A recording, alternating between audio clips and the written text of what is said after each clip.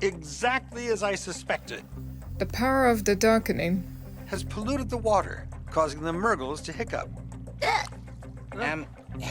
Didn't we already know that? Well, we did, but, maybe I just wanted to wear my doctor clothes today. Thank you for that honesty, Boopa. At least we're not in that nar goo water. Yeah.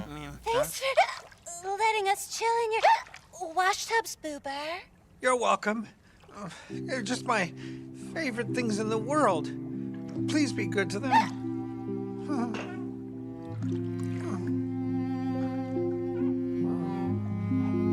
Okay, well, what if we were to scare the Merggles, huh? We could startle the Hiccups right out of them. Oh, that's a brilliant idea, Gubba.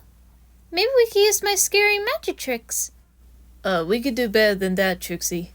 No, Vasily, I think I agree with your sister. Now, Trixie, what do you say you and I go brainstorm some scare ideas, huh? Oh, I love it. One question. What's a brainstorm?